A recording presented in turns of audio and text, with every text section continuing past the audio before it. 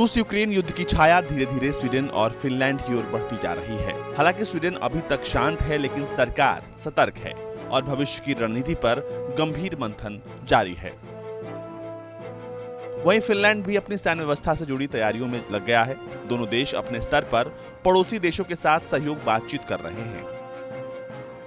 इस बीच क्रेमलिन ने इन दोनों देशों को लेकर बयान दे दिया है। रूस ने कहा है कि नाटो ही वो गठबंधन है जो कि सारे टकराव की वजह है। सुनिए क्रेमलिन के प्रवक्ता दिमित्री पेस्कोव ने क्या कहा। हमने बार बार कहा है कि गठबंधन टकराव की दिशा में एक उपकरण बना हुआ है। ये उस तरह का गठबंधन नहीं है जो शांति और स्थिरता सुनिश्चित करता है, और इसके आगे के विस्तार से यूरोपीय महाद्वीप में अतिरिक्त सुरक्षा नहीं आएगी। रूस ने ये साफ कर दिया है कि अगर स्वीडन और फिनलैंड नाटो में शामिल होने के लिए आगे बढ़ते हैं तो ये आगे और भी टकराव को जन्म दे सकता है। हालांकि दोनों देश इस बात पर सहमत दिखे हैं कि अगर रूस उन पर हमला करता भी है तो उसे पुरजोर जवाब के लिए तैयार रहना होगा। भले ही दोनों देश अभी नाटो में शामिल नहीं हो रहे हैं, लेकिन वो ये तैयारी जरूर कर लेना चाहते हैं कि युद्ध की परिस्थिति बनने पर बिना समय गंवाए नाटो में शामिल हुआ जा सके।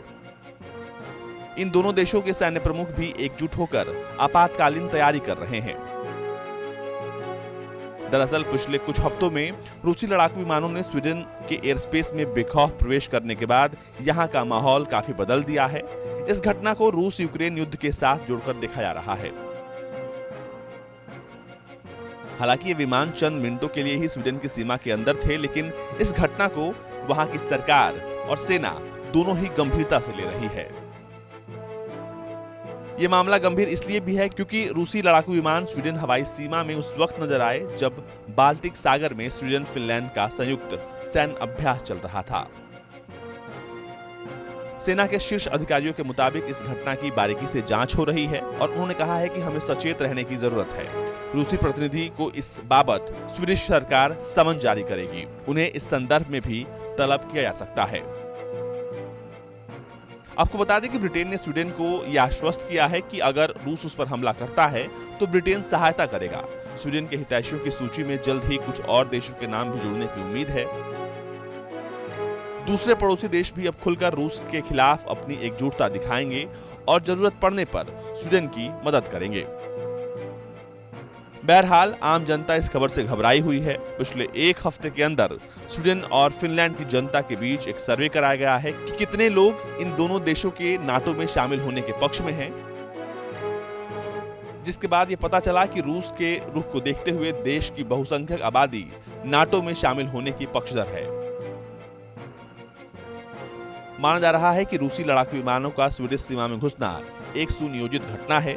रूस ये संदेश देना चाहता है कि स्वीडन का यूक्रेन के साथ खड़े रहना उसे पसंद नहीं है।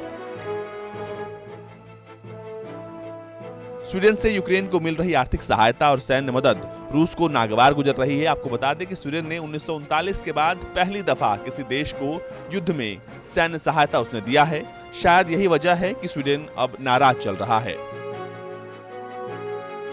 वहीं अगर फिनलैंड की बात करें तो रूस से फिनलैंड ने एक ट्रीटी साइन की थी जिसका नाम था ट्रीटी ऑफ न्यूट्रलिटी, जिसका मतलब ये होता है कि अगर फिनलैंड नाटो में शामिल होता है तो रूस इस बात का हवाला देते हुए उस पर हमला कर सकता है कि उसने उस ट्रीटी को तोड़ा है।